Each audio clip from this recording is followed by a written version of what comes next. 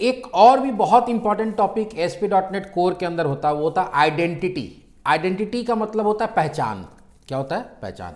आज के डेट में मैक्सिमम ऐसा वेब एप्लीकेशन बनता है जो मल्टी यूजर होता है। मल्टी यूजर मतलब क्या होता है? बहुत सारे लोग एक ही वेब एप्लीकेशन पे काम करते हैं। ठीक है, उसके लिए करना क्या होता है कि अगर बहुत सारे लोग एक ही वेब एप्लीकेशन पे काम करेंगे तो वहां पे एक बहुत इंपॉर्टेंट चीज होता है कि हर यूजर का पहचान करना कि कौन यूजर उस वेबसाइट पे काम कर सकता है और कौन काम नहीं कर सकता। पहला वो होता है। या दूसरा, अगर काम कर सकता है तो क्या काम कर सकता है और क्या काम नहीं कर सकता है। जैसे बैंक का एग्जांपल ले लो। बैंक का जो एप्लीकेशन है उसको क्या आम आदमी कोई भी एक्सेस कर सकता है? नहीं। बैंक का जो एप्लीकेशन जो चल रहा है वो भी वेब एप्लीकेशन ही होता है, लेकिन क्या उस सॉफ्टवेयर को बैंक के बाहर हम लोग यूज कर सकते हैं? नहीं। या बैंक के अंदर भी बैठ के मान लो कहीं कंप्यूटर पर खाली हम जाकर डायरेक्टली काम कर सकते हैं? नहीं कर सकते हम लोग। क्यों? क्योंकि जैसे ही आप काम करने जाएगा तो बोलेगा लॉगिन करने के लिए। क्या बोलेगा? लॉगिन। मतलब पहला जो होता है वो होता है ऑथराइजेशन। उस तरह के एप्लीकेशन में पहला चीज को क्या बोलते हैं? ऑथराइजेशन। ऑथराइजेशन का मतलब ये होता है कि यूजर को ऑथराइज किया जाता है कि कौन काम कर सकता है और कौन काम नहीं कर सकता है। तो जिसको ऑथराइज किया जाएगा वो उस एप्लीकेशन पे काम कर सकता है, और जिसको ऑथराइज नहीं किया जाएगा वो उस एप्लीकेशन पे काम नहीं कर सकता। यह ऑथराइजेशन कैसे होता है? तो ऑथराइजेशन होता है साइन अप प्रोसेस के थ्रू। कैसे होता है?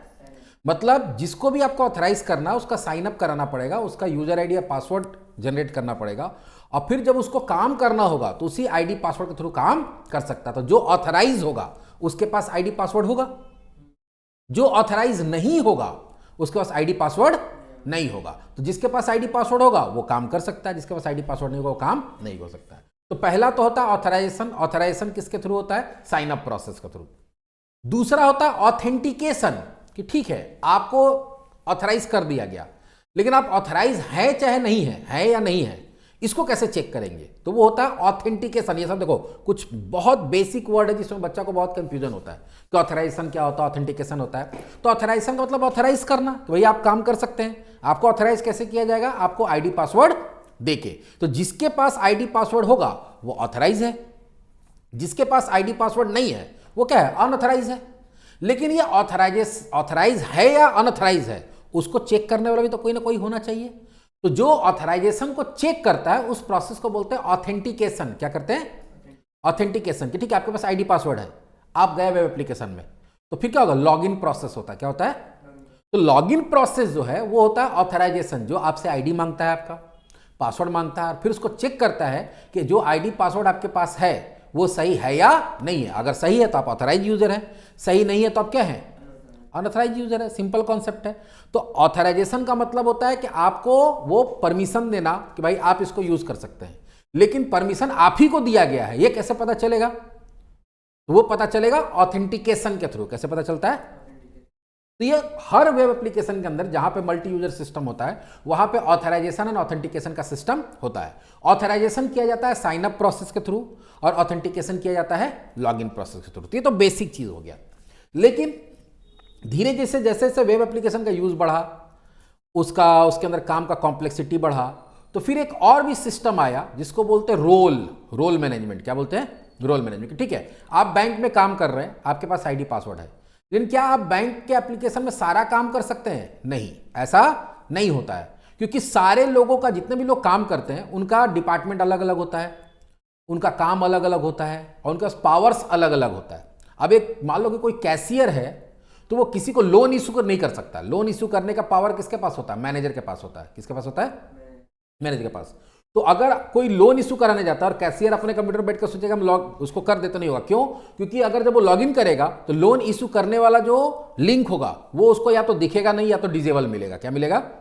डिजेबल मिलेगा। बात समझ में आ रहा है? तो वहां पे रोल मैनेजमेंट का मतलब क्या होता है कि आप एक ही ऑर्गेनाइजेशन के अंदर लोगों को अलग अलग रोल में बांट सकते हैं।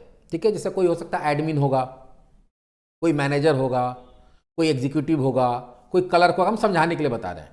और फिर एक वेब एप्लीकेशन में हो सकता है 100 काम हो रहा है, तो एडमिन को हो सकता है कि 100 का परमिशन हो, उसमें से उसके नीचे मैनेजर को हो सकता है उसमें से 80 का परमिशन हो, 80 काम कर सकता है। एग्जीक्यूटिव का हो सकता है उसमें से 60 काम कर सकता है। क्लर्क का हो सकता है उसमें से 40 काम कर सकता है। ठीक है, तो वहां पे रोल के हिसाब से फिर उसको क्या किया जाता है कि जो आपका जो भी फंक्शनैलिटीज है वेब एप्लीकेशन में उसको असाइन किया जा सकता है कि किस रोल वाले आदमी को आप क्या काम करने का परमिशन देना चाहते हैं और क्या काम करने वाला का परमिशन नहीं देना चाहते हैं। आपका कहीं पे भी कोई भी ऑर्गेनाइजेशन में काम होता है तो एक ही सॉफ्टवेयर पे सब लोग काम कर रहा है, लेकिन सबका पावर अलग अलग है, तो पावर के हिसाब से उसमें फंक्शनैलिटी उसको क्या होता है अलग अलग मिलता है। उसमें क्या होता है कि फंक्शनैलिटी के हिसाब से या तो लॉगिन करने के बाद उसको ऑप्शन दिखेगा ही नहीं, या दिखेगा तो क्या रहेगा डिसेबल्ड रहेगा, मतलब वो उस पर क्लिक करेगा तो वो फॉर्म या जो पेज है वो खुलेगा ही नहीं। तो ये जो पूरा सिस्टम है ये काफी कॉम्प्लेक्स सिस्टम है। प्लस अगर आप ऑथेंटिकेशन ऑथराइजेशन करते हो तो उसमें और भी बहुत सारा काम होता है। जैसे यूजर अपना पासवर्ड चेंज करना चाहता है तो पासवर्ड कैसे चेंज करेगा, बात समझ में आ रहा है। तो साइन अप प्रोसेस हो गया, लॉगिन प्रोसेस हो गया, लॉग आउट प्रोसेस हो गया, रोल क्रिएशन हो गया, रोल क्रिएशन करने के बाद उसको ऑथराइज ये करना, रोल के साथ मैप करना कि वो क्या काम कर सकता है नहीं कर सकता है, पासवर्ड चेंज करना हो सकता है। या अगर आप साइन अप कर रहे हैं तो आपके ईमेल में क्या जाएगा, आपके ईमेल में मेल जाएगा, आप वहाँ क्लिक करेंगे तब वो एक्टिवेट होगा, तो लॉगिन एक्टिवेशन हो सकता है। तो ऐसा बहुत सारा प्रोसेस जो होता है वो सिर्फ और सिर्फ लॉगिन से रिलेटेड है, और जितने बड़े एप्लीकेशन में जाओगे उतना ज़्यादा उसके अंदर सिस्टम होता है। तो शुरुआती दौर में क्या होता था, हर चीज़ के लिए मैनुअल कोडिंग करना पड़ता था, जो कि वेबसाइट डेवलपमेंट को बहुत ज़्यादा कॉम्प्लेक्स बनाता था, टाइम टेकिंग बनाता था, और टाइम टेकिंग होगा लोगों का, अगर उसमें मेहनत लगेगा तो फिर वो कॉस्टली भी होगा। तो इसी चीज़ को सॉल्व करने के लिए लगभग जितना भी वेब टेक्नोलॉजी है सबके अंदर एक कॉन्सेप्ट आया आइडेंटिटी का। किसका आया, आइडेंटिटी मैनेजमेंट का, जहां पे एक मॉडल लाया गया, जैसे कैसे एंटिटी फ्रेमवर्क लाया गया, जिससे फायदा क्या हुआ कि आपको एसक्यूएल का कोड नहीं लिखना पड़ता है, आप कुछ कुछ बेसिक कोड करते हैं और सारा इंसर्ट डिलीट अपडेट सब कुछ हो जा रहा है अपने आप कुछ बेसिक सेटअप करने के बाद। वैसे ही आप क्या करेंगे कि ये पूरा फ्रेमवर्क प्रोवाइड करता है जिसमें बहुत सारा आपको क्लासेस मिलेगा, पैकेजेस मिलेगा, ठीक है, फंक्शंस मिलेगा, आपको सिर्फ उसका यूज करना है और सारा चीज क्या होगा ऑटोमेटिक हो जाएगा। ठीक है, तो इसमें हम लोग वही चीज सीखेंगे कि अपना साइन अप प्रोसेस, जो हम लोग पिछले बार एक प्रोजेक्ट बनाए थे, लेकिन वो जो प्रोजेक्ट बनाए थे वो ट्रेडिशनल सिस्टम बनाए थे। ट्रेडिशनल सिस्टम में अब वो उस तरह से काम नहीं होता, क्योंकि ट्रेडिशनल सिस्टम में देखिए पासवर्ड स्टोर कर रहे हैं, तो पासवर्ड डेटाबेस में जा रहा है, तो डेटाबेस में तो स्ट्रिंग के फॉर्म में स्टोर हो जा रहा है। तो अगर मान लो कोई भी चाहेगा, मान लो डेटाबेस एडमिनिस्ट्रेटर अगर वो मिसयूज करना चाहे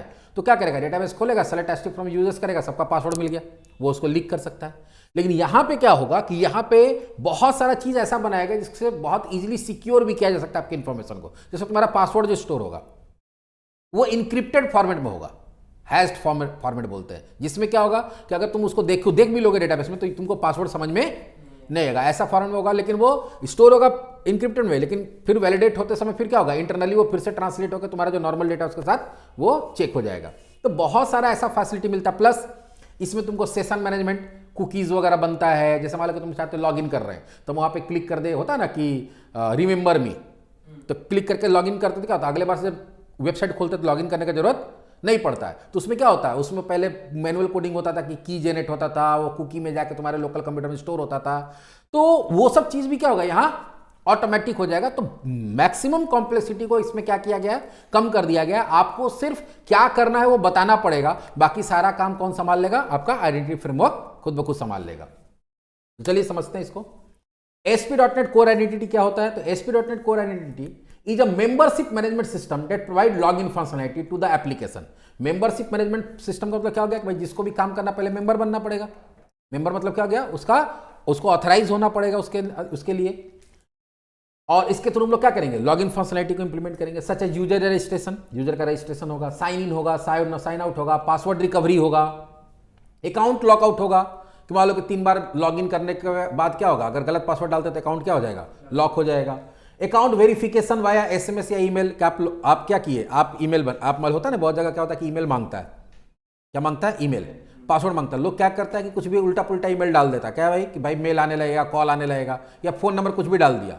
तो यहाँ पे क्या हम चाहते हैं कि जिसका सही ईमेल हो या सही मोबाइल नंबर हो उसी का बने, तो वहाँ वेरिफिकेशन कर सकते हैं। अगर मान लो मोबाइल नंबर के बेसिस बना रहे हैं तो तुमको OTP चला जाएगा, तुम OTP बताओगे तभी फिर क्या होगा, वो फिर तुम्हारा लॉगिन अप्रूव होगा, या ईमेल में जाएगा, ईमेल चला जाएगा, वो लिंक जाएगा, क्लिक करोगे तब वो एक्टिव होगा, नहीं तो फिर गलत ईमेल आईडी डालोगे तो फिर वो ईमेल जाएगा ही नहीं, ईमेल जाएगा नहीं, तुम्हारा लॉगिन एक्टिवेट होगा नहीं। तो हर तरह से security plus role based authentication, role बताया ना कि अलग अलग रोल होगा, ठीक है, अलग अलग रोल को अलग अलग परमिशन होगा, ठीक है। Claim based authentication, third party authentication. Third party authentication या एक्सटर्नल ऑथेंटिकेशन किसको बोलते हैं? जो जीमेल से, फेसबुक से जो लॉगिन हो जाता है, होता है ना कि जीमेल अगर मान लो कि तुम आईडी पासवर्ड नहीं तो तुम जीमेल सेलेक्ट कर लिया, उससे लॉगिन हो गया। टू फैक्टर ऑथेंटिकेशन के ठीक है, पहले तुमसे आईडी पासवर्ड लिया, फिर तुमको ओटीपी चला गया, फिर ओटीपी डाले तब जाके लॉगिन हुआ। तो ये सारा सिस्टम जो है बना बनाया सिस्टम है, सिर्फ आपको क्या करना, उसको यूज करने आना चाहिए। ठीक है, तो उसको कैसे अपने वेब एप्लीकेशन में कॉन्फ़िगर करेंगे, कैसे उसको यूज करेंगे, वही चीज हम लोग वही सब सारा फंक्शनलिटी कौन प्रोवाइड करता है? ASP.NET कोर आइडेंटिटी फ्रेमवर्क करता है। इसका फीचर क्या क्या है, की फीचर? तो पहला यूजर मैनेजमेंट, इसके थ्रू आप क्या कर सकते हैं? यूजर मैनेजमेंट मतलब ASP.NET core identity provide functionality for creating, updating, deleting and quarrying user account. आप यूजर बना सकते हैं, उसका डिटेल्स, पासवर्ड वगैरह चेंज कर सकते हैं, उसको डिलीट कर सकते हैं, उसका इंफॉर्मेशन निकाल के देख सकते हैं, मतलब यूजर को मैनेज किया जा सकता है इसके through. Role management, ASP.NET core identity support role based authorization. We can create role for our application and then role are assigned to the user। तो हम लोग यहाँ रोल बना सकते हैं, भाई एडमिन कौन होगा, एग्जीक्यूटिव कौन होगा, क्लर्क कौन होगा, बात समझ में आ रहा है? और उसके वो हम लोग फिर यूजर को असाइन कर सकते हैं, यूजर को असाइन कर देगा, फिर उसके बेसिस पे आप उसको फंक्शनैलिटी असाइन कर सकते हैं, वो काम होता है। पासवर्ड मैनेजमेंट, इसमें क्या है? It has built in functionality for password hashing. Password hashing वही होता है जो तुम्हारा इंक्रिप्टेड फॉर्मेटेड पासवर्ड को स्टोर करता है। पासवर्ड वैलिडेशन पॉलिसीज, जैसे हम चाहते हैं कि भाई मिनिमम 1 लेटर कैपिटल होना चाहिए, एक कम से कम सिंबल होना चाहिए, एक कम से कम स्मॉल लेटर होना चाहिए, टोटल लेंथ मिनिमम 8 होना चाहिए। तो वो जो पासवर्ड का जो पॉलिसी होता है वो इसमें इनबिल्ट होता है, खाली आपको बता देना पड़ता है, उसके लिए कोई कोड एडिशनल, मतलब बहुत ज़्यादा कोड लिखने का जरूरत नहीं है। अकाउंट लॉकआउट के 3 बार या 5 बार के बाद लॉकआउट हो जाना चाहिए। ठीक है, तो ये सारा कुछ ये प्रोवाइड करता है।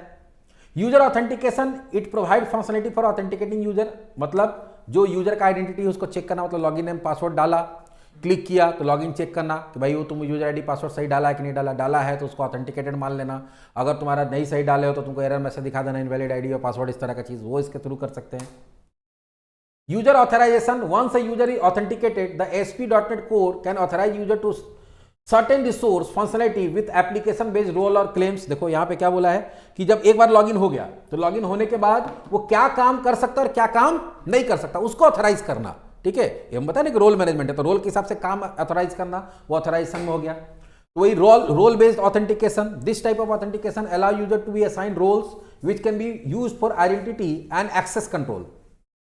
इसमें भी है कि रोल बेस्ड ऑथेंटिकेशन भी होता है। जैसे मान लो रोल बेस्ड ऑथेंटिकेशन में क्या है, जैसे एक नेटवर्क बैंक है, हम लोग चाहते हैं कि जो क्लर्क है वो उसका लॉगिन तभी हो जो बैंक के अंदर हो, बाहर के नेटवर्क से लॉगिन ना हो पाए। लेकिन मान लो कि कोई जनरल मैनेजर है, तो जनरल मैनेजर तो कोई एक पर्टिकुलर ब्रांच का नहीं है, वो कहीं एक जगह बैठेगा। अब उसको जरूरत है कि हम एक पर्टिकुलर ब्रांच का भी लॉगिन करके उसका कुछ देख पाए, दूसरे ब्रांच का भी काम कर पाए, तो वो कहीं से भी लॉगिन कर सकता है, वो अपने घर से भी अपना लैपटॉप खोल के लॉगिन कर सकता है।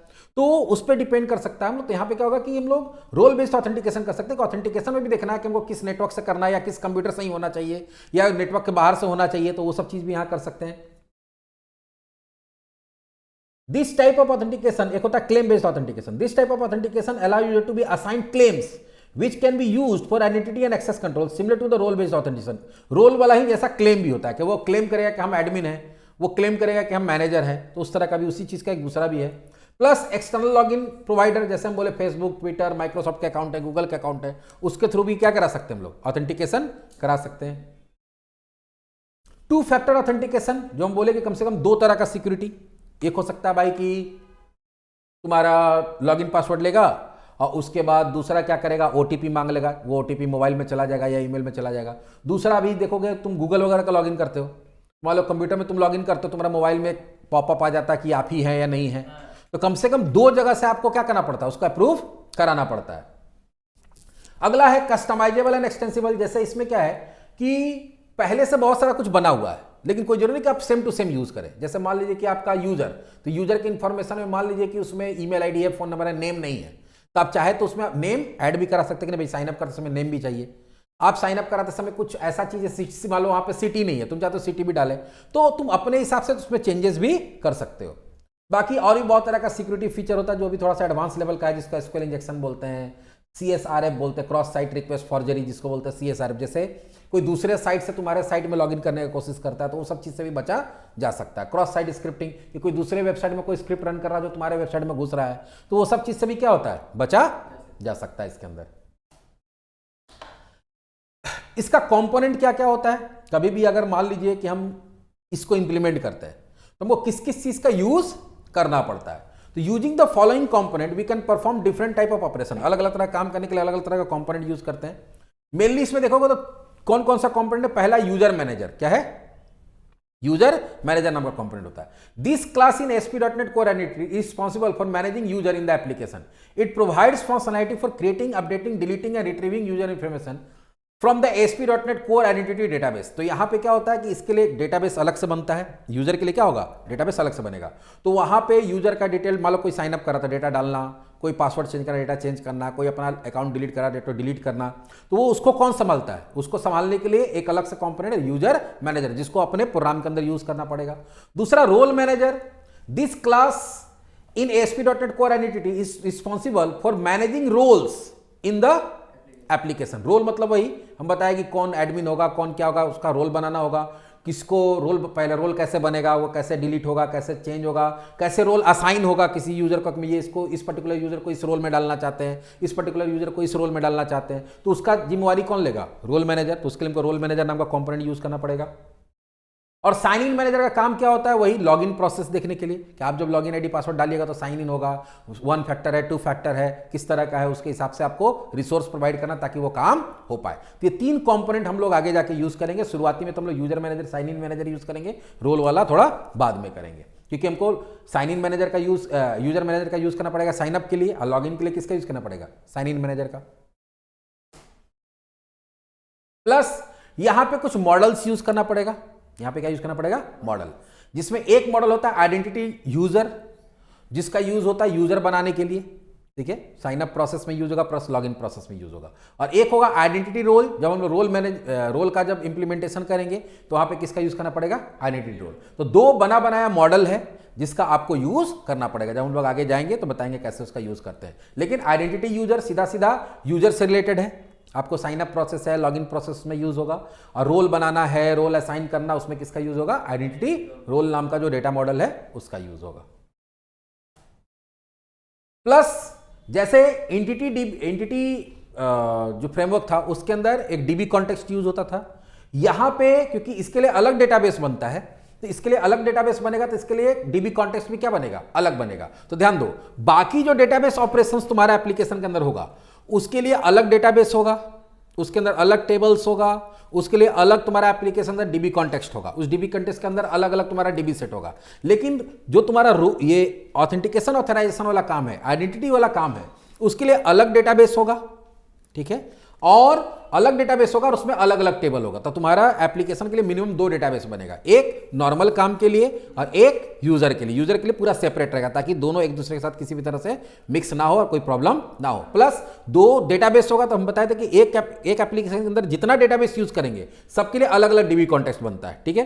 तो यहां पे क्या होगा, तुम्हारा आइडेंटिटी के लिए एक अलग से डीबी कॉन्टेक्स्ट बनेगा जिसका नाम क्या होगा, आइडेंटिटी डीबी कॉन्टेक्स्ट। जब इंप्लीमेंटेशन करेंगे तो इसको दिखाएंगे। तो ये तो हो गया बेसिक चीज। बाकी हम लोग कब इसका यूज करेंगे, तो 2 काम के लिए यूज करेंगे। जहां पे भी आपको यूजर ऑथेंटिकेशन एंड ऑथराइजेशन करना है, login process, logout process, sign up process, password change process, वहां पे इसका यूज करेंगे। या दूसरा हो सकता है रोल बेस्ड एक्सेस कंट्रोल, जहां पर आप अपने वेब एप्लीकेशन के अंदर अलग अलग लोग को अलग अलग रोल डिफाइन करना चाहते हैं और उसके हिसाब से उसको काम असाइन करना चाहते हैं। क्योंकि एक वेब एप्लीकेशन बनेगा तो उसमें बहुत सारा तुम्हारा कंट्रोलर बनेगा, बहुत सारा एक्शन मेथड बनेगा, लेकिन कौन सा एक्शन मेथड को कौन से कंट्रोलर के कौन से एक्शन मेथड को कौन यूजर यूज कर सकता है और कौन यूजर यूज नहीं कर सकता है, उसका जो पूरा इंप्लीमेंटेशन होगा वो किस में होता है, रोल बेस्ड एक्सेस कंट्रोल में होता है। तो जो बेसिक एप्लीकेशन बनता है, जैसे नॉर्मल कोई वेबसाइट बना रहे हो नॉर्मल सा, तो उसमें रोल मैनेजमेंट नहीं होता। लेकिन जहां बड़ा, जैसे बोले क्या कि कोई ऑर्गेनाइजेशन है जहां पे अलग अलग हायरार्की है, अलग अलग पावर का लोग बैठता है, सबका आईडी पासवर्ड होगा, जैसे मान लो छोड़ दो उतना, एक नॉर्मल सा एक कॉलेज का ही तुम वेबसाइट बना रहे हो, तो कॉलेज के वेबसाइट में ही क्या होगा, या यूनिवर्सिटी का वेबसाइट है, कॉलेज का वेबसाइट है, तो उसमें 2 तरह का यूजर होता है। एक होता है तुम्हारा एडमिन, एक होता है स्टूडेंट। तो स्टूडेंट का लॉगिन जब होता है तो उसको सिर्फ अपना इंफॉर्मेशन दिखता है, वो अपना प्रोफाइल देख सकता है, अपना रिजल्ट देख सकता है, ठीक है, यही सब होता है ना।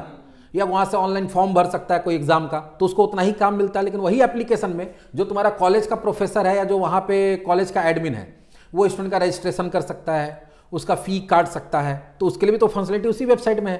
लेकिन वो क्या होगा, वो लॉगिन करेगा तो उसको फी वाला भी ऑप्शन दिखेगा, रजिस्ट्रेशन वाला भी ऑप्शन दिखेगा, बात समझ में आ रहा है, मार्क्स एंट्री वाला भी ऑप्शन दिखेगा। लेकिन तुम लॉगिन करोगे तो तुमको वो सब चीज नहीं दिखेगा। तो क्या होगा, दो रोल हो गया ना, एकदम छोटा एप्लीकेशन में भी, छोटा सा कॉलेज का एप्लीकेशन में भी दो तरह का रोल हो सकता है। मान लीजिए कि हम इंस्टीट्यूट चला रहे हैं, तो यहां पे क्या है, एक मेरा इंस्टीट्यूट होगा तो स्टूडेंट का अपना हम रजिस्ट्रेशन करेंगे, उसका फी एंट्री करेंगे, उसका मार्क्स एंट्री करेंगे, प्लस जो इंक्वायरीज वगैरह आएगा ऑनलाइन उसको हम देख पाएंगे, तो उसका फंक्शनलिटी होगा। एक मेरा स्टूडेंट लोग जो अपना लॉगिन करेगा तो उसका प्रोफाइल दिखेगा, रिजल्ट दिखेगा, मार्क्स दिखेगा, अटेंडेंस दिखेगा।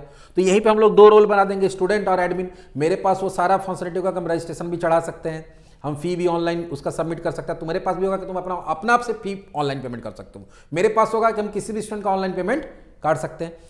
मेरे पास होगा कि हम मार्क्स एंट्री कर सकते हैं, तुम्हारे पास वो रोल नहीं होगा। मेरे पास होगा कि जो इंक्वायरीज लोग ऑनलाइन भर रहा है तो डेटाबेस में जाके स्टोर रहा, तो हम चेक करेंगे मेरा कौन कौन सा इंक्वायरी है, तो हम उसको चेक कर सकते हैं कौन कौन सा किस डेट से किस डेट के बीच में कौन कौन सा कोर्स के लिए क्या क्या इंक्वायरी है, हम उसको चेक करेंगे, तब ना कॉल करेंगे चाहे रिवर्ट बैक करेंगे, तो हमको दिखेगा, लेकिन स्टूडेंट वाले को नहीं दिखेगा। तो रोल बेस्ड एक्सेस कंट्रोल हम दे सकते हैं कि एक ही वेब एप्लीकेशन के अंदर बहुत सारा कंट्रोलर होगा, बहुत सारा एक्शन मेथड होगा, इन कौन सा एक्शन मेथड किसको कौन यूज कर पाएगा और कौन यूज नहीं कर पाएगा। लॉगिन होगा तो उसके साथ उसका रोल असाइन किया रहेगा, तो भी इंफॉर्मेशन रहता है। जब कोई तुम पेज को खोलने की कोशिश करोगे तो वो तुम्हारा चेक करेगा कि तुम्हारा रोल क्या है, अगर रोल के लिए वो एक्शन मेथड असाइन किया गया है खुल जाएगा, नहीं असाइन किया गया नहीं खुलेगा।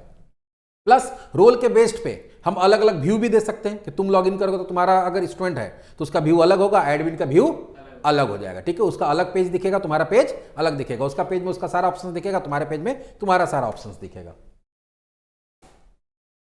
सिक्योरिटी एंड कंप्लायंस नीड, क्योंकि आज के डेट में कोई भी वेब एप्लीकेशन है तो वहां पे सिक्योरिटी बहुत इंपॉर्टेंट है, क्योंकि अगर आईडी पासवर्ड हैक होता है बहुत ज्यादा, तो अगर उसको पासवर्ड को हैश ना किया जाए, इनक्रिप्टेड फॉर्म में डेटा ना लाया ले जाया जाए लॉगिन इन्फॉर्मेशन, तो वहाँ पे हैकिंग वगैरह का चांसेस होता है। तो वो सब यहाँ बहुत इजीली हो जाता है। अगर इसके थ्रू आप करते हैं तो इसको हैक करना, इसका पासवर्ड क्रैक करना बहुत मुश्किल है। जबकि हम बताया कि नॉर्मल तुम करते हो खुद से डेटाबेस वगैरह बना के तो बहुत आसान है, क्योंकि जो डेटाबेस में घुस गया तो उसको तो सारा कुछ मिल जाएगा, लेकिन इसमें डेटाबेस में घुस भी जाएगा तो उसको पासवर्ड वगैरह कुछ पता नहीं चलेगा। अब बात आता है कि हम लोग इसको इंप्लीमेंट कैसे करेंगे। तो याद होगा जब हम लोग एंटिटी फ्रेमवर्क पढ़े थे तो वहां पे हम लोग पढ़े थे कि हर एप्लीकेशन के अंदर कुछ बेसिक काम करना पड़ता था, जैसे कि आपको डेटाबेस बना लिया, अगर मान लो कि कोड फर्स्ट है, डेटाबेस फर्स्ट है, तो उसके बाद आपको कुछ पैकेजेस इंस्टॉल करना पड़ता था, फिर आपको स्कैफोल्डिंग मेथड से मॉडल और डीबी कॉन्टेक्स्ट जनरेट करना पड़ता था, फिर आपको कनेक्शन स्ट्रिंग को शिफ्ट करना पड़ता था ऐप setting.json में, फिर आपको program.cs के अंदर db कॉन्टेक्स्ट को ऐड करना पड़ता था, ये सब करते थे। तो वैसे ही कुछ बेसिक सेटिंग एक बार आपको एक एप्लीकेशन के अंदर, हर एप्लीकेशन के अंदर एक बार करना पड़ेगा, जिसको बोलते हैं इंप्लीमेंटेशन। क्या बोलते हैं? इंप्लीमेंटेशन। तो इंप्लीमेंटेशन में अलग अलग हम स्टेप बना दिए इसीलिए ताकि देख तुम भूल भी जाओगे तो ये तुम स्टेप देख के खुद से भी कर सकते। तो पहला स्टेप क्या है? एक एप्लीकेशन होना चाहिए। चलिए शुरू करते हैं। तो आज हम लोग इंप्लीमेंटेशन देख लेते हैं, बेसिक, जो बेसिक काम है। फिर हम लोग अगले क्लास देखेंगे साइन अप प्रोसेस, फिर अगला क्लास में हम लोग क्या देखेंगे? लॉगिन प्रोसेस, ठीक है। फिर अगले क्लास में हम लोग देखेंगे पासवर्ड। तो ऐसे करके एक एक पार्ट हम लोग एक एक दिन में कंप्लीट करेंगे। लेकिन ज़्यादा टाइम जो लगता है वो किस में लगता है? ज़्यादा टाइम हमारा सेटअप में ही लगता है, बाकी काम मेरा फटाफट हो जाएगा। तो चलिए शुरू करते हैं। पहला काम क्या है? Create ASP.NET core application with MVC support. चलिए शुरू होते हैं। विजुअल स्टूडियो ओपन करते हैं, क्रिएट न्यू प्रोजेक्ट में चले गए, नेक्स्ट किए। प्रोजेक्ट का नाम देते हैं लॉगिन मैनेजमेंट। क्या देते हैं? नाम कुछ भी दे सकते हैं, लॉगिन मैनेजमेंट दे दिए। नेक्स्ट, और यहां क्या करेंगे? क्रिएट करोगे तो ध्यान देना कि यहां पे 8 लेना है, 9 लेना। क्या लेना है? 9। 8 लोगे आगे जाके फंस जाओगे। प्रॉब्लम क्या है कि जो ASP.NET कोर है ये हर साल नवंबर में नया क्या करता है? वर्जन लेके आ जाता है हर साल। इस बार नवंबर में 9 लेके आ गया, अगले बार क्या लेके आ जाएगा? 10।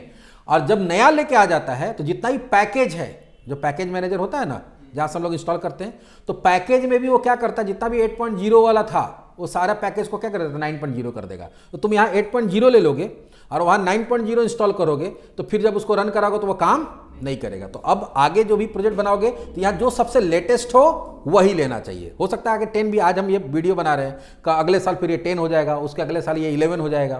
तो जो भी लेटेस्ट होगा वो लेना है। फिर यहां क्या करेंगे हम लोग? क्रिएट।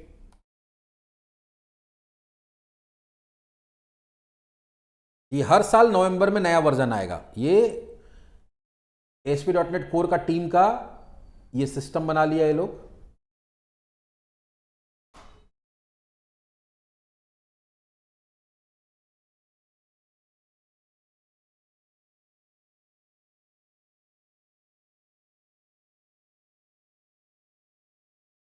चलिए ये बन गया हमारा पहला। अब पहला काम हमारा हो गया। फर्स्ट हमारा वर्क क्या था, प्रोजेक्ट बना लेना, बना लिए। दूसरा क्या है, इतना सारा पहले हम लोग 3 करते थे, एसक्यूएल सर्वर टूल्स डिजाइन, इसमें 2 नया करना पड़ेगा, ASP.NET core identity dot entity framework core और दूसरा Microsoft dot entity framework core. ये 2 एडिशनल पैकेज जो एंटिटी फ्रेमवर्क में करते थे उसके बाद एक्स्ट्रा करना पड़ेगा। तो चलिए इसको इंस्टॉल करते हैं। इंस्टॉल कहां से करते हैं, न्यूगेट पैकेज मैनेजर से, tools, NuGet package manager, manage NuGet package for solution. Browse में जाएंगे, यहां पे इंस्टॉल्ड की जगह पे ब्राउज, यहां क्लिक करेंगे और यहां क्या देंगे, Microsoft dot ASP.NET core dot identity dot entity framework core. ये ध्यान से देना होगा। तो माइक्रोसॉफ्ट, देखो यहां मेरे पास Microsoft dot ASP.NET core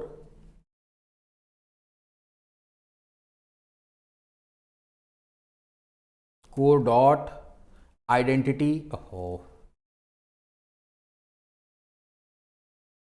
identity dot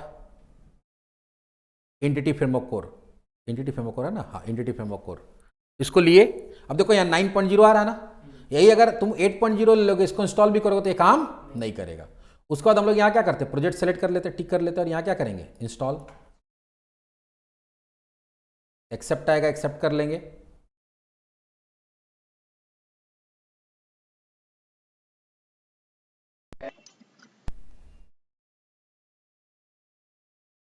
install अभी, अच्छा इंस्टॉल नहीं हुआ, हो गया, ठीक है। दूसरा जो यहां हमको नया लेना है वो क्या है, Microsoft dot entity framework core. Microsoft dot entity framework core.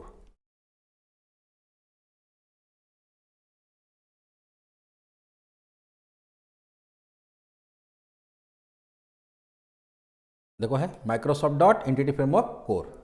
Project तो सेलेक्टेड है, इंस्टॉल कर लिए। और बाकी तीनों वही करेंगे जो हम लोग कहां करते थे, जो हम लोग एंटिटी फ्रेमवर्क के अंदर करते थे, टूल्स, एसक्यूएल सर्वर और डिजाइन। ये भी इंस्टॉल हो गया। बाकी हम लोग को याद होगा Microsoft dot entity framework core dot SQL server.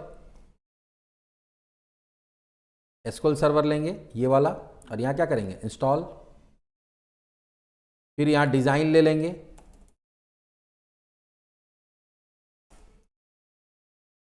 Microsoft dot entity framework core dot design, install और टूल्स।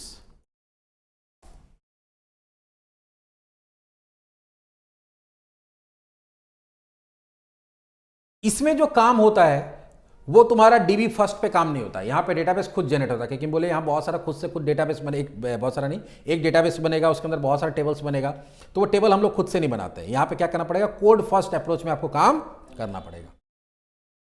ये 2 स्टेप हमारा कंप्लीट हो गया। पहला प्रोजेक्ट बनाना, दूसरा क्या करना, पैकेज इंस्टॉल करना।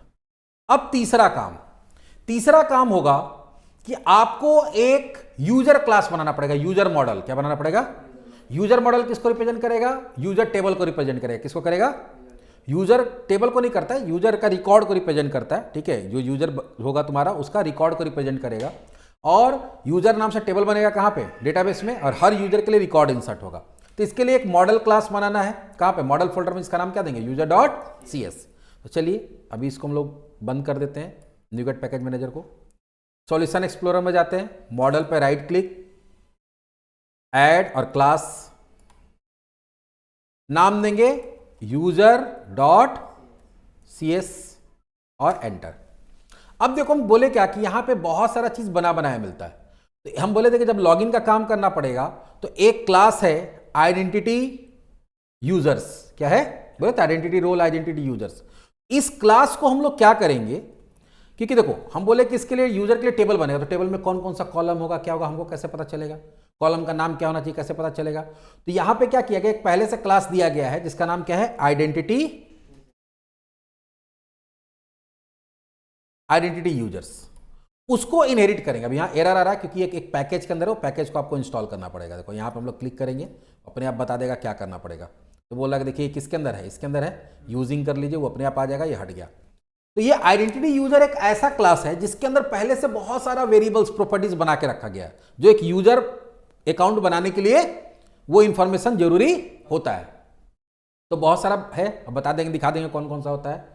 तो जैसे ही आप, हम लोग पढ़े थे इनहेरिटेंस के अंदर कि जैसे ही आप किसी क्लास को इनहेरिट करते हैं तो उसका सारा मेंबर किसके अंदर आ जाता है, इसके अंदर आ जाता है। तो हम यहां पे जो खुद से बनाते प्रॉपर्टीज, उसके जगह हम प्रॉपर्टी कहां से उठा लिए, यहां से।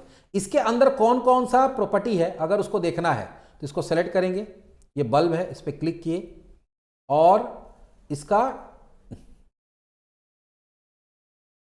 डॉक्यूमेंट में चले जाते हैं।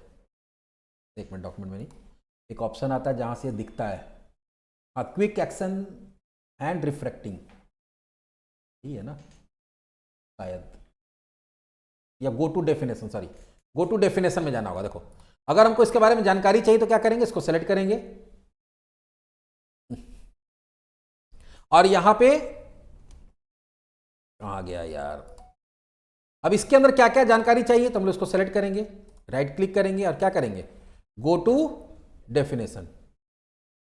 देखो इसके अंदर जब जाएंगे तो देखो कितना सारा इसमें प्रॉपर्टीज बना हुआ, ध्यान से देखो। एक तो देखो आईडी, आइडेंटिटी यूजर का क्या बना हुआ, आईडी बन रहा, आईडी में देखो वही जीओ आईडी जनरेट हो रहा है, हर यूजर का एक यूनिक आईडी जनरेट होगा। उसके बाद ये तो नेम है, नेम नहीं है इसके अंदर, नीचे आओगे तो मिलेगा तुमको, यहां पे देखो टी की, user name, normalize user name, email, दिख रहा है नॉर्मलाइज ईमेल, ये सब उसका अपना फील्ड है, हम लोग को सभी लेना देना नहीं है। Confirm email, confirm, password hash, देखो पासवर्ड है ना, सिक्योरिटी में तो बहुत सारा चीज, फोन नंबर अपने आप आ जा रहा है, लेकिन इसमें नेम नहीं आ रहा, यूजर नेम आ रहा है लेकिन नेम नहीं आ रहा। तो अब हो सकता, हम बोले थे ना कि इसको कस्टमाइज कर सकते हैं, तो इसमें बहुत सारा फील्ड्स है, लेकिन कुछ ऐसा फील्ड है जो तुम अपने हिसाब से चाहते हो, तुम चाहते हो फर्स्ट नेम हो, लास्ट नेम हो, वो भी ले, या सिर्फ नेम चाहते हो, वहां पे ईमेल तो है, फोन नंबर तो है, या तुम चाहते हो उसमें सिटी भी ले। तो ऐसे तुम अगर, या तुम चाहते हो कोर्स ले, तो तुम कुछ अलग चीज चाहते हो, चाहते तुम डेट ऑफ बर्थ ले, तो तुम एडिशनल कुछ अगर लेना चाहते हो तो उसको कहां डिफाइन करना पड़ेगा, यहाँ। तो बाकी चीज तो ऊपर से आ जाएगा और जो एडिशनल चाहिए तुमको यहाँ पे देना पड़ेगा। तो हम लोग चाहते हैं इसमें क्या करेंगे, पब्लिक स्ट्रिंग, जैसे यहाँ पे देखो हम लिख के भी रखे, देखो कि हम लोग क्या ले रहे हैं, नेम, नेम भी एंट्री करेंगे, इसका क्या होगा, गेटर सेटर हो जाएगा। अगर तुम और भी कुछ चाहते हो कि तुम डेट ऑफ बर्थ भी चाहते हो तो यहाँ डेट ऑफ बर्थ के भी ले सकते हैं, लेकिन फिलहाल अभी मुद्दा कॉम्प्लेक्सिटी में नहीं जा रहे हैं। प्लस हम इसके ऊपर भी क्या कर सकते हैं, रिक्वायर्ड वगैरह लगा सकते हैं, डिस्प्ले नेम लगा सकते हैं। देखो यहाँ एरर आ रहा है तो इसको जाके यहाँ क्लिक करके यहाँ सेलेक्ट कर लेंगे, अपने आप ठीक हो जाएगा। इसके लिए जो ये वाला नेम स्पेस है ऑटोमेटिक आ जाएगा, ना तो फिर तुमको लिखना पड़ेगा। डिस्प्ले नेम भी, डिस्प्ले नेम में तो वही रहेगा, नेम ही रहेगा, ठीक है। तो इस तरह से एक काम और, तीसरा स्टेप भी हमारा हो गया। तीसरा स्टेप क्या था, यूजर नाम से क्लास बनाना। जो भी यूजर नाम से क्लास बनाएगा, अच्छा यूजर्स है तो हम लोग यूजर्स ही कर देते हैं, नाम कुछ भी हो सकता है लेकिन यूजर्स है तो यूजर्स ही करते हैं। और उसको आइडेंटिटी यूजर से क्या कराना, इनहेरिट करा देना। क्यों इनहेरिट कराना, क्योंकि एक यूजर बनाने के लिए कौन कौन सा फील्ड चाहिए वो हम लोग को पता नहीं है, क्योंकि एंटिटी फ्रेमवर्क में क्या बताया गया तो हम लोग को नहीं पता है। तो उसको ले लिए और एडिशनल जो आपको चाहिए, जो उसमें नहीं है, तो वहां जाके देख लिए, जो उसमें नहीं था वो यहां पे डाल दिए। अब कुछ और भी आपको क्लासेस बनाना पड़ेगा और उसके लिए आपको एक अलग फोल्डर बनाना पड़ेगा, डेटा नाम से, या किसी भी नाम से बना सकते हैं। डेटा बनाएंगे तो डेटा नाम से यूज करेंगे, लेकिन नॉर्मली ये डेटा लोग यूज करता है तो हम लोग भी इसी का यूज करेंगे। बहुत लोग एरिया यूज करता है, क्या करता है, एरिया, लेकिन हम लोग फिलहाल डेटा ही यूज करते हैं। तो एक फोल्डर बनाएंगे, किस नाम से, चौथा स्टेप क्या होगा, फोल्डर। तो एकदम स्टेप बाय स्टेप हम नोट्स बना दिए, ताकि नोट्स देख के भी मेरा बात नहीं हो समझ में आ रहा है तो उसको फॉलो करते जाओगे तो काम हो जाएगा।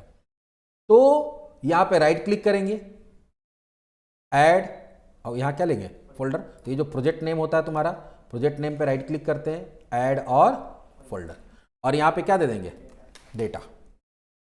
एक काम और हो गया, चलिए ये भी काम हमारा हो गया। अब आगे बढ़ते हैं।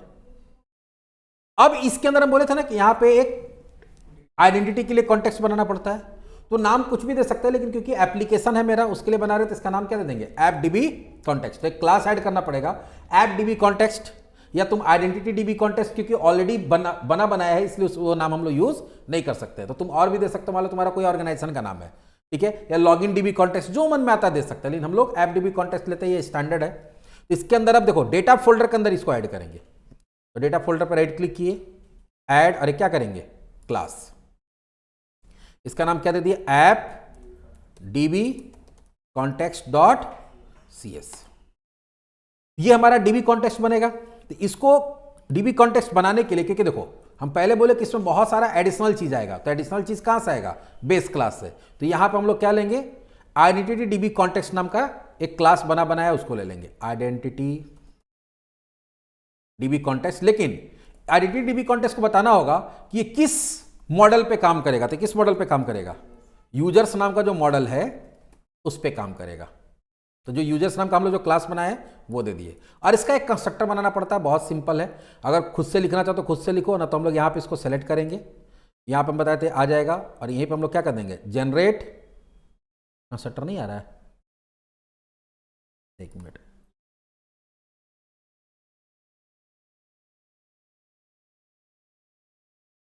जनरेट ओवरराइड्स आ रहा है, अच्छा कंस्ट्रक्टर नहीं रहा तो हम लोग बना लेते हैं, अगर नहीं आ रहा है तो पब्लिक कंस्ट्रक्टर कैसे होता है, जो क्लास का नाम है वही देते हैं, और इसका जो कंस्ट्रक्टर होगा वो डीबी कॉन्टेक्स्ट ऑप्शन का ऑप्शन क्या लेगा, ऑप्शंस नाम का लेगा, तो यहां देंगे डीबी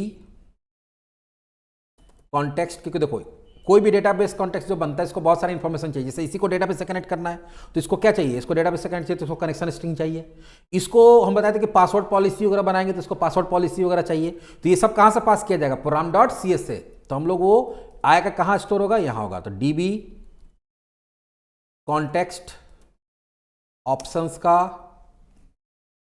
ऑप्शन, और यहां पे बेस क्लास के कंस्ट्रक्टर को हम लोग कॉल करा देते हैं, बेस क्लास कौन है ये, तो हम यहां पे इंफॉर्मेशन आएगा, ये इंफॉर्मेशन कहां पास कर देगा, इसको, यहां पे भी एरर आ रहा है, तो इसका क्या होगा, एक पैकेज हम लोग को लेना पड़ेगा, ये माइक्रोसॉफ्ट वाला, तो ले लिए, तो यहां पे जैसे इसको सेलेक्ट कर दिए, यहां पे देखो अपने आप वो ऐड हो गया कि कौन सा नेम स्पेस में, तुमको याद रखने का जरूरत नहीं है, एरर आएगा राइट क्लिक करके हम लोग कर सकते हैं, ये तुम्हारा ये बन गया, ठीक है, या इसको हम लोग यहाँ पे क्या करते हैं, ये यहीं पे आ गया, यहाँ की जगह पे हम लोग क्या करते हैं, यहाँ लिखते हैं using entity framework core dot, आ गया, हट गया, तो ये कोड ध्यान से देख लो, इसमें बस यही कोड इतना ही लिखना है, ज़्यादा कुछ लिखना नहीं है, एकदम आसान है। ये अगला काम भी हमारा हो गया, जहां पर हम लोग क्या किए, अपना डीबी कॉन्टेक्स्ट बना लिए, तो हमारा मॉडल भी बन गया, डीबी कॉन्टेक्स्ट भी बन गया। अब जो अगला काम है, क्योंकि डीबी कॉन्टेक्स्ट को काम करने के लिए बहुत सारा जानकारी की जरूरत पड़ता है, ठीक है, तो वो सारा जानकारी हम लोग सर्विसेज में ऐड करते हैं, जैसे याद होगा ऐड डीबी कॉन्टेक्स्ट वहां भी करते थे एंटिटी फ्रेमवर्क में, तो यहां पे भी ऐड डीबी कॉन्टेक्स्ट करना पड़ेगा, यहां पे भी तुमको क्या करना पड़ेगा, उसका कॉन्फ़िगरेशन वगैरह डालना पड़ेगा, लेकिन इसके लिए एक स्टेप मेरा छूट गया है इसके अंदर, जो हम लोग कनेक्शन स्ट्रिंग ऐड करते हैं, क्या करते हैं, अच्छा लिखे हैं, आगे लिखे हैं, यहाँ पे देखो लिखे हैं, तो पहले हम लोग क्या करते हैं, कनेक्शन, एक्चुअली हम लोग पहले हम लोग करना चाहिए स्टेप 7, किसका करेंगे, स्टेप 7, क्योंकि इसी के बेसिस पे वहां पे काम हो रहा है, तो स्टेप 7 में अगला काम क्या होगा, ऐप सेटिंग और जेसन में हम लोग जो कनेक्शन स्ट्रिंग एंटिटी फ्रेमवर्क में ऐड करते हैं वही ऐड करेंगे, बस आपको क्या करना है, डेटाबेस का नाम वो देना है जिस नाम से तुम वहां डेटाबेस बनाना चाहते हो, तो चलो देखते हैं, तो चलते ऐप सेटिंग डॉट जेसन में, कहाँ मिलता है, यहाँ पे कनेक्शन स्ट्रिंग कैसे ऐड करते हैं, जो खत्म हो रहा है लॉगिंग वाला कॉमा, उसके बाद क्या करते हैं, डबल कोट्स में कनेक्शन स्ट्रिंग्स, फिर इसके अंदर नाम दे देते हैं हम लोग, जनरली कॉन एसटीआर, जो मन में आया वो दे सकते हो, ठीक है, कॉन एसटीआर कोलोन, यहाँ पे क्या देंगे, सर्वर इक्वल्स टू सर्वर का नाम, सर्वर का नाम कहाँ से पता चलता है, एसक्यूएल सर्वर खोल लीजिए,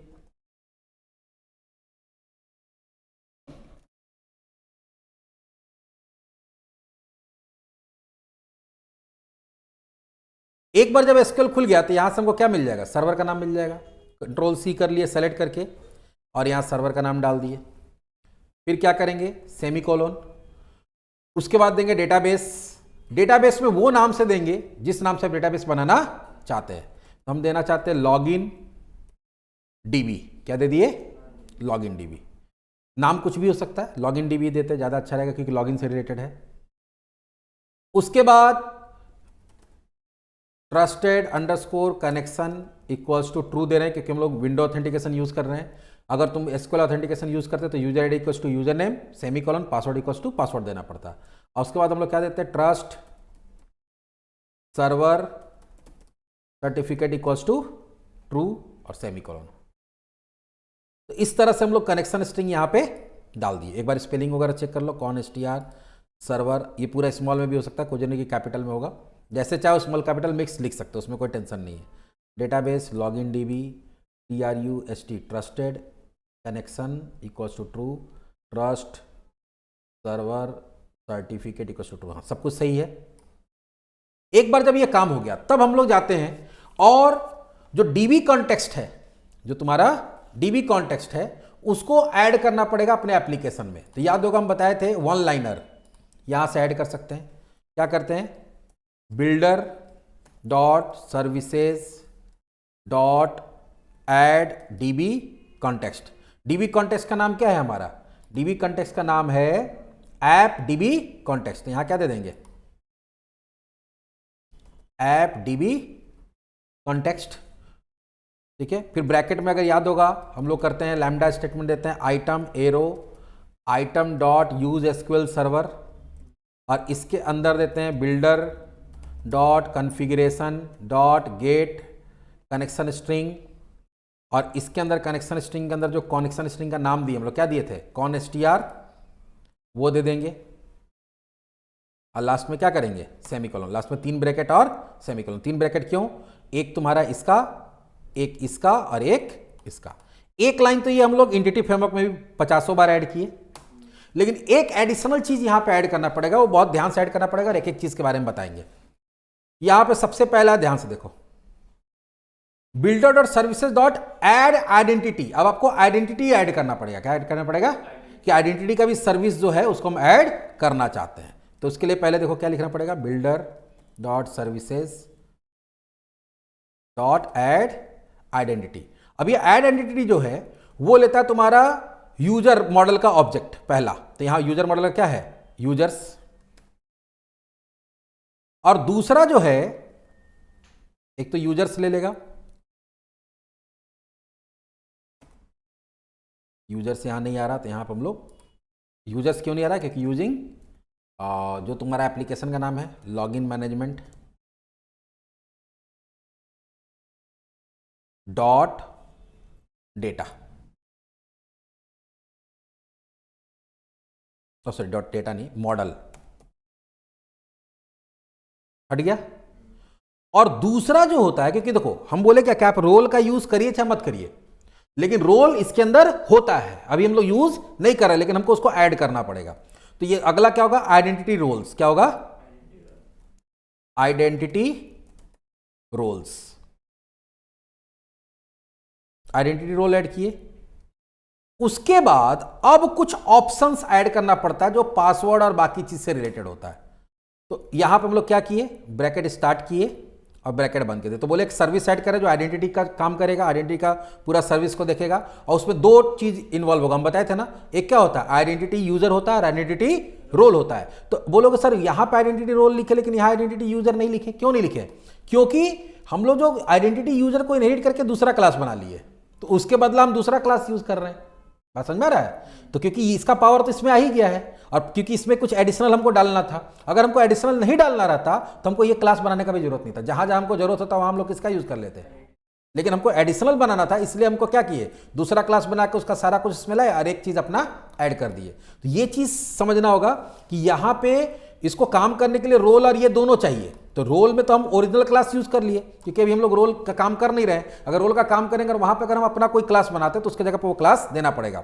लेकिन हमको रोल का काम करना है तो बोले जो है वही ले लो, हमको इससे कोई लेना देना अभी नहीं है, क्योंकि हम इसमें कोई कस्टमाइजेशन करने नहीं जा रहे हैं। लेकिन यूजर को हम कस्टमाइज करके रखें अपने हिसाब से, यूजर को अपने हिसाब से कस्टमाइज करके रखे हैं, क्योंकि एक फील्ड जो हमको चाहिए था अपने साइन अप फॉर्म में वो या लॉगिन फॉर्म में, वो हमको वहां पे नहीं था, जो ओरिजिनल उसका जो तुम्हारा आइडेंटिटी यूजर क्लास होता है उसके अंदर नहीं था।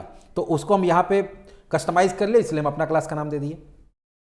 अब इसमें बहुत सारा इंफॉर्मेशन आपको पास करना पड़ता है। देखो क्या क्या इंफॉर्मेशन, ऐसे बहुत सारा हम कुछ कॉमन यूज किए। जैसे पहला क्या, देखो इसके अंदर पहले तो देना पड़ेगा ऑप्शंस, लैम्डा स्टेटमेंट यूज करेंगे। ऑप्शंस का एरो डॉट अब यहां देखो क्या देंगे, नीचे करेंगे एंटर, ऑप्शंस, ऑप्शन है ना, ऑप्शन का एरो डॉट, फिर यहां करली ब्रैकेट होगा, और इसके अंदर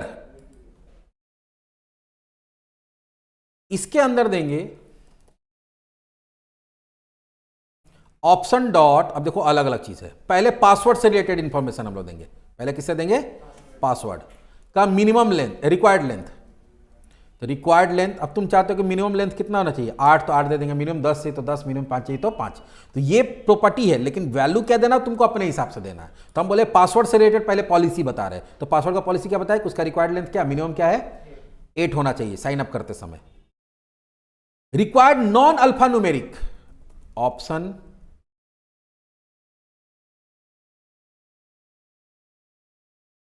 dot password dot required non alpha numeric को हम लोग क्या करते हैं, ट्रू। अगर फॉल्स कर देंगे तो मतलब क्या है, फॉल्स करने का मतलब है कि आप उसमें डिजिट डालिए चाहे नहीं डालिए कोई मतलब नहीं है। लेकिन अभी हम यहां पे ट्रू कर देते हैं, मतलब क्या है यहां पे कि नॉन अल्फा न्यूमेरिक मतलब क्या है, अल्फा न्यूमेरिक मतलब हो गया कि ना अल्फा ना न्यूमेरिक, ना मतलब ना डिजिट ना लेटर। तो रिक्वायर्ड नॉन अल्फा न्यूमेरिक मतलब यहां सिंबल का बात हो रहा है। नॉन अल्फा न्यूमेरिक मतलब अल्फा न्यूमेरिक को छोड़ के, तो अल्फा न्यूमेरिक को छोड़ के क्या होता है, सिंबल। सिंबल होना कि नहीं चाहिए, कि होना चाहिए या नहीं चाहिए, तो अभी हम लोग क्या कर दिए कि हाँ होना चाहिए, जो होता है ना कि एक मिनिमम एक हैश एट द रेट कुछ एक सिंबल डालना पड़ता है। उसके बाद required upper case, required lower case, तो रिक्वायर्ड अपर केस को भी, रिक्वायर्ड डिजिट, हाँ डिजिट होना चाहिए कि नहीं होना चाहिए, तो डिजिट भी होना चाहिए। फिर रिक्वायर्ड पासवर्ड लोअर केस होना चाहिए कि नहीं होना चाहिए, हाँ लोअर केस भी होना चाहिए। तो ये देखो अगर तुम नहीं दोगे तो बाय डिफॉल्ट सब में क्या रहता है, फॉल्स रहता है। अपर केस होना चाहिए कि नहीं होना चाहिए, तो देखो एकदम जो नॉर्मल होता है ना कि तुम सोचते हो कभी कि कैसे चेक कर लेता है कि इसमें ये होना चाहिए ये होना चाहिए, तो इसी तरह से डाला हुआ है। तो हम यहां क्या बता, देखो ये पासवर्ड पॉलिसी हो गया, तो पासवर्ड मेरा 8 अक्षर का होना चाहिए, जिसमें एक मिनिमम हमारा क्या होना चाहिए, सिंबल होना चाहिए नॉन अल्फा न्यूमेरिक, एक न्यूमेरिक भी होना चाहिए, एक मिनिमम लोअर लेटर भी होना चाहिए, और एक मिनिमम अपर लेटर भी। तो ये हमारा सारा पॉलिसी किससे रिलेटेड हुआ, ये हम बताए कि जब साइन अप होगा तो पासवर्ड को क्या कैसे चेक करना है, ठीक है। उसके बाद हाँ एक और चीज है, ऑप्शन, अब यूजर से रिलेटेड इंफॉर्मेशन बता रहे थे, यूजर में क्या बता रहे हैं, options dot user dot required unique email. अब जनरली क्या होता है कि बहुत लोग यूजर नेम पे नहीं काम करता, किस पे काम करता है, साइन अप किस पे कराता है आज के डेट में, ईमेल पे कराता है। तो अगर ईमेल पे करा रहा तो एक ईमेल दो नहीं होना चाहिए, तो यहां पे हम लोग क्या करेंगे, अगर तुम्हारा अलग से यूजर नेम पे करा रहे हो तुम, अगर यूजर नेम पे करा रहे हो तो ईमेल तुम्हारा डुप्लीकेट हो सकता है। लेकिन अगर तुम ईमेल पे बेसिस पे ही करा लो, अभी हम लोग ईमेल के बेसिस पे ही कराएंगे, तो ईमेल का भी डुप्लीकेट नहीं होना चाहिए। तो ऑप्शंस डॉट क्या है, user dot required unique email equals to क्या कर दिए, ट्रू। तो ये हो गया हमारा यूजर जो बनेगा उसमें ईमेल आईडी हमको यूनिक देना कि नहीं उसके हिसाब से बता दिए। अब साइन इन से रिलेटेड बात आ रहा है कि साइन इन जब करेंगे तो उसमें कंफर्मेशन ईमेल जाएगा कि नहीं जाएगा, ठीक है। कंफर्मेशन अकाउंट का कंफर्मेशन के लिए जाएगा कि नहीं जाएगा, और कंफर्मेशन फोन नंबर के लिए ओटीपी वगैरह जाएगा कि नहीं जाएगा। तो क्योंकि अभी ये सब सर्विस हम लोग यूज करना नहीं सीखे हैं, इसलिए सब तीनों में क्या हो जाएगा, फॉल्स। मतलब साइन अप करेगा डायरेक्ट साइन अप हो जाएगा, उसके लिए कोई कंफर्मेशन का भी जरूरत नहीं है, क्योंकि वो थोड़ा कॉम्प्लेक्स सिस्टम है, ईमेल वगैरह भेजने का भी हमको सिस्टम समझना पड़ेगा पहले उसके लिए। तो options dot sign in dot required confirm phone number, false. भाई फोन नंबर को कंफर्म नहीं करेगा क्योंकि अभी ओटीपी वगैरह हम लोग सिस्टम नहीं जानते। Options sign in dot required confirm email, नहीं वो भी कंफर्मेशन ईमेल का भी नहीं लेगा।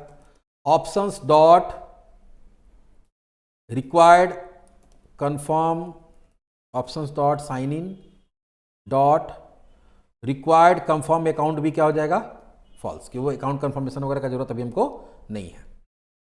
मतलब जैसे कोई साइन अप करेगा उसका अकाउंट एक्टिव हो जाएगा। लेकिन और कुछ कुछ चीज भी करना पड़ता हमको, यहां पे एक ऐड एंटिटी फ्रेमवर्क स्टोर करके भी यहां पे कॉल करना पड़ेगा। तो यह जहां पे खत्म हो रहा है यहां पे करना पड़ता है ऐड एंटिटी फ्रेमवर्क स्टोर, और इसके अंदर भी हम लोग ऐप डीबी कॉन्टेक्स्ट कहीं डालते हैं, ऐप डीबी कॉन्टेक्स्ट डाल देंगे। उसके बाद ये ब्रैकेट हो जाएगा, फिर डॉट एक और लाइन लिखना पड़ता है इसमें, add default token provider, add default token provider. Token provider क्या है, अभी हम बोले थे कि जब हम लोग क्या करते हैं, रिमेंबर मी करते हैं। रिमेंबर मी करते मतलब तुम्हारा जो यूजर आईडी पासवर्ड है उसको ब्राउजर याद रखेगा। लेकिन सोचो कि अगर ब्राउजर को हम यूजर आईडी पासवर्ड बता दें याद रखने के लिए, तब तो कोई भी हैक कर सकता है। तो उस केस में क्या होता है कि उस केस में वहां से आईडी पासवर्ड नहीं आता है, वहां से टोकन आता है। क्या आता है? टोकन। वो टोकन तुम्हारे लोकल कंप्यूटर में स्टोर होता है जिसमें आईडी पासवर्ड नहीं रहता है। और जब तुम यहां से लॉगिन तुम्हारा जब तुम खोलोगे उस वेबसाइट को तो यहां से टोकन जाता है। क्या जाता है? टोकन। और वो टोकन के अगेंस्ट में देखता है वहां आईडी पासवर्ड सही है या नहीं। तो टोकन सिस्टम होता है कि ओरिजिनल आईडी पासवर्ड ना बता के वहां से टोकन बता दिया जाता है। तो वो टोकन तुम्हारा जनरेट कौन करेगा? जो एट डिफॉल्ट जो अपने आप टोकन जनरेट होगा, हमको उसके लिए अलग से कुछ करने की जरूरत नहीं है। ये बेसिक कुछ कॉन्फ़िगरेशन जो है वो हम लोग को कहां करना पड़ता है? ये बेसिक कॉन्फ़िगरेशन हम लोग को करना पड़ता है program.cs के अंदर। जो कोड देखो यहां पे हम नोट्स में भी डाले हुए हैं, ठीक है। यहां पे भी वीडियो पॉज करके तुम लोग इसको देख के टाइप कर सकते हो। बाकी कहीं कहीं पे अपने हिसाब से मान लो तुम चाहते हो कि नहीं हम ये सब पासवर्ड में सब नहीं, हम नॉर्मल कोई कुछ भी डाले ले ले तो सबको फॉल्स कर देंगे। तो वो तुम्हारे ऊपर डिपेंड करता है, कोई जरूरी नहीं कि यही होगा, लेकिन बेसिक चीज इतना लिखना पड़ेगा आपको। कहां पे? program.cs के अंदर। तो ये 6th स्टेप भी हमारा कंप्लीट हो गया। चलिए अब 7वां स्टेप में आते हैं। ये तो हम लोग ऑलरेडी कंप्लीट कर चुके हैं। 8।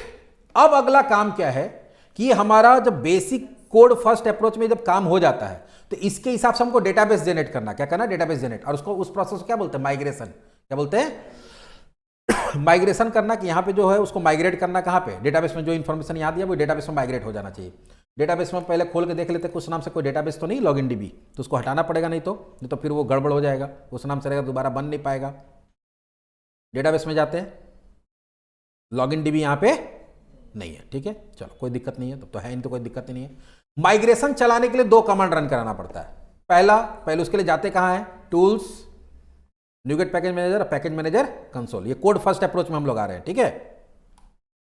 यहां पे क्या लिखते हैं हम लोग? पहले लिखते हैं ऐड माइग्रेशन नाम का कमांड होता है, और माइग्रेशन का कोई भी एक नाम देते हैं, ठीक है। ये मेरा पहला माइग्रेशन है, मतलब फर्स्ट टाइम कर रहे हैं। तो क्या करते हैं फर्स्ट, और हम लोग बोले थे ना कि इसका बहुत सारा वर्जन होता है, फिर कुछ चेंजेस करेंगे तो फिर से मान लो, फिर से हम एक मान लो यहाँ पे भी यूजर्स में हम लोग एक और फील्ड बढ़ा दिए, डेट ऑफ बर्थ, तो फिर से दोबारा माइग्रेशन बनाना पड़ेगा। ऐड माइग्रेशन करते हैं, ये थोड़ा टाइम लेगा। अगर सब कुछ मेरा अभी तक जितना चीज सेट किए कनेक्शन स्ट्रिंग से लेकर program.cs में, तो मेरा ये काम हो जाएगा। कहीं कुछ गड़बड़ होगा तो एरर आएगा, देखते हैं क्या होता है।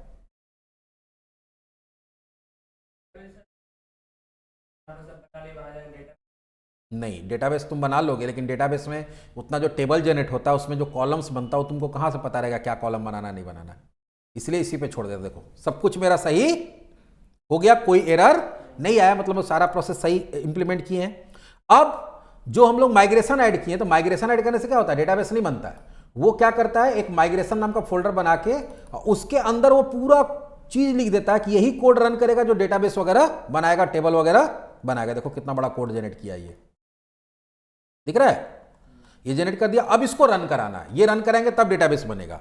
तो माइग्रेशन रन कराने के बाद उसको क्या करना पड़ता है? अपडेट करना पड़ता है। माइग्रेशन को क्या करना पड़ता है? अपडेट। तो देखो यहां पहले क्या लिखेंगे? ऐड माइग्रेशन फर्स्ट, और उसके बाद क्या लिखेंगे? Update database. जैसे अपडेट डेटाबेस लिखेंगे कहां पे? पैकेज मैनेजर कंसोल के अंदर, तुम्हारा वहां डेटाबेस बन जाएगा। देखते हैं अपडेट डेटाबेस। ये कोड फर्स्ट में हम लोग यही करते हैं, जैसे ही एंटर मारेंगे देखना कितना सारा कोड रन होगा यहां से डेटाबेस में। देखो रन होना शुरू हो गया सारा। देखो हम लोग तो ये एसक्यूएल का कोई कोड नहीं लिखे हैं, कौन कर रहा? आपका जो माइग्रेशन बना है वही, जहां पे वो सब कोड लिखा हो वही। देखो पूरा टेबल बना लिया, जहां जो रिकॉर्ड डालना, देखो ये सब तुम कर पाएगा इतना खुद से? दिख रहा है कितना सारा चीज बना? बहुत चीज है जो हम लोग खुद से नहीं कर सकते, इसलिए कोड फर्स्ट यूज करते हैं। छोड़ दिए तुम कर लो भैया, हमको करने का जरूरत नहीं है। अब हम लोग आके डेटाबेस में देखते हैं, यहां आते राइट क्लिक करके रिफ्रेश करते हैं।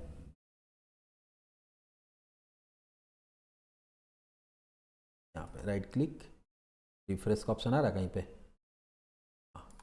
रिफ्रेश कर दिए। अब डेटाबेस में जाते हैं, लॉगिन डीबी बना, देखो इसमें कितना टेबल बना होगा। एक्सट्रैक्ट किए, टेबल्स में गए, देखो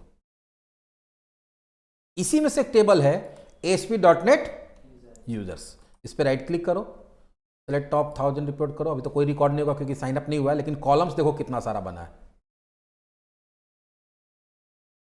आईडी देखो, वो जो नेम हम लोग बनाए ना वो वाला नेम ये है। बाकी यूजर नेम, नॉर्मलाइज, ऐसे देखो बहुत सारा चीज़ जो हमारे कुछ काम का चीज़ है, कुछ काम का चीज़ नहीं है। लेकिन देख लो सिक्योरिटी स्टैम्प, करंट स्टैम्प, ये सब phone number confirm, 2 factor enabled है नहीं है, देख रहे हो लॉकआउट का क्या है नहीं है, सब कुछ दिख रहा है यहाँ पे। तो अगर लॉकआउट वगैरह भी सेट करना होगा कितना बार के बाद लॉक हो जाना चाहिए, तो सबके लिए फिर हम लोग program.cs में क्या करना पड़ेगा, वो कॉन्फ़िगर करना पड़ेगा। तो वही चीज़ यहाँ पे आके इंसर्ट होगा। तो ये देखो हमारा इतना सारा चीज़ ऑटोमेटिक बन गया। यहाँ देखो रोल्स वगैरह ही बना है, रोल भी देखो, भले हम लोग अभी यूज़ नहीं करें लेकिन वहाँ तो क्लास ऐड किए थे ना, देखो यहाँ पे रोल टेबल भी ऐड हो गया जिसमें ID, name, normalize name, current system, देख रहे हो, रोल क्लेम्स, बहुत सारा टेबल बना हुआ है। जब हम लोग इसका यूज़ करेंगे तो देखेंगे ASP.NET यूजर्स रोल्स, यहाँ पे देखो है, वो गलत हम लोग टेबल देख रहे थे, यूजर आईडी और उसका क्या है रोल। तो रोल बनेगा यहाँ पे, और किस आईडी को क्या रोल दिया गया वो यहाँ पे दिखेगा। ये हमारा देखोगे कि जो बेसिक कॉन्फ़िगरेशन होता है किसके लिए, आइए फिर हम लोग चेक कर लेंगे SQL सर्वर में कि सारा कुछ दिख रहा है कि नहीं दिख रहा है। उसके बाद अब हम लोग क्या करेंगे, अब हमारा काम होगा साइन अप और लॉगिन प्रोसेस का, साइन अप और लॉगिन। तो बेसिक कॉन्फ़िगरेशन के लिए हमको स्टेप नंबर 9 तक ही फॉलो करना है, जो हर प्रोजेक्ट में आपको एक बार करना पड़ेगा। क्या क्या किए एक बार हम लोग रिवाइज कर लेते हैं। पहला काम है प्रोजेक्ट बनाना, दूसरा काम है पैकेजेस को इंस्टॉल करना, तीसरा काम है यूजर क्लास बनाना। यहां पे वेरिएबल हम अपने हिसाब से बना सकते हैं, ठीक है। जो अब देखो ये सब जो कॉलम बना इसके अंदर, अगर ध्यान से देखोगे, लॉगिन डीबी, टेबल्स और ASP.NET users, ID, name, user name, ये सब इसका कहां से पता चला, ये पता चला कहां से कि इस नाम से कॉलम बनना, वो पता चला तुम्हारा यूजर्स नाम का जो क्लास था, यूजर्स नेम के क्लास के अंदर जो हम लोग इनहेरिट किए थे, किसको, आइडेंटिटी यूजर को, वो सब उससे इसके अंदर आ गया था। और इसी के बेसिस पे जब बना तो ये तो इसमें से ऐड हो गया, और बाकी चीज कहां से ऐड हो गया, वहां से कॉलम बन गया इंफॉर्मेशन निकाल के। उसके बाद एक डेटा नाम से या किसी भी नाम से हम लोग फोल्डर बना सकते हैं। उसके अंदर आपको क्या करना है, ऐप डीबी कॉन्टेक्स्ट बनाना है, यही कोड लिखना और कुछ ज़्यादा कुछ लिखना नहीं, सेम टू सेम। उसके बाद सबसे मेन चीज़ होता है कि program.cs को सही से क्या कर देना, सही से एडिट कर देना। अगर program.cs को सही से एडिट कर दिए तो फिर एरर होने का बहुत ज़्यादा चांसेस नहीं होता है। फिर कनेक्शन स्ट्रिंग ऐड कर दिए हम लोग, कहाँ पे, ऐप सेटिंग.json में, और उसके बाद माइग्रेशन ऐड किए और अपडेट कर दिए, सारा कुछ वहां बन गया। डेटाबेस में जाके हम लोग उसको वेरीफाई कर लिए मेरा काम हुआ या नहीं हुआ।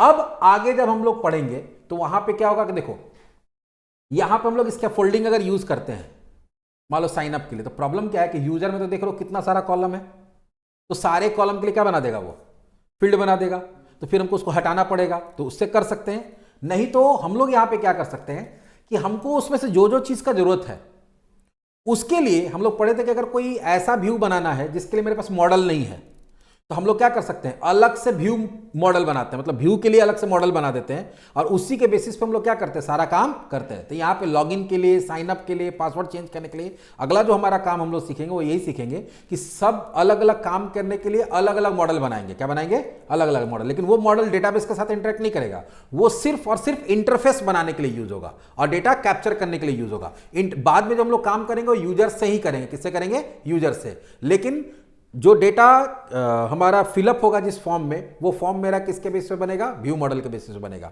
और जो मेरा डेटा कैप्चर होगा मॉडल से, वो किस में आएगा, व्यू मॉडल में। फिर व्यू मॉडल में से निकाल के हम लोग ओरिजिनल जो यूजर का मॉडल है वहां डाल के हम लोग काम करेंगे। तो वो हम लोग अब नेक्स्ट सेशन में देखेंगे। आज हम लोग पहला टॉपिक कंप्लीट किए, introduction to identity framework. Identity framework क्या है, ऑथराइजेशन क्या है, ऑथेंटिकेशन क्या है, रोल मैनेजमेंट क्या है, क्यों जरूरी है, ठीक है। प्लस उसका जो बेसिक कॉन्फ़िगरेशन किसी भी प्रोजेक्ट के अंदर करना होता है, 2-3 बार करोगे अपने आप याद हो जाएगा, जैसे एंटिटी फ्रेमवर्क वाला याद हो गया होगा अब तक, ठीक है, जो लोग कर रहा है तो याद हो जाएगा। बाकी का काम हम लोग करेंगे तो देखो बहुत मजा आएगा इसमें कि देखो सब काम ऑटोमेटिक हो रहा है, लॉग इन लॉग आउट सब कुछ फटाफट होगा, ज़्यादा टाइम नहीं लगेगा। मेन काम इसी में लगता है, और दूसरा जो टाइम लगता है वो हमारा जो अभी हम लोग मॉडल क्लासेस वगैरह बनाएंगे उसमें लगेगा। बाकी काम धड़ा धड़ा हमारा होते चला जाएगा। तो चलिए मिलते हैं नेक्स्ट सेशन में।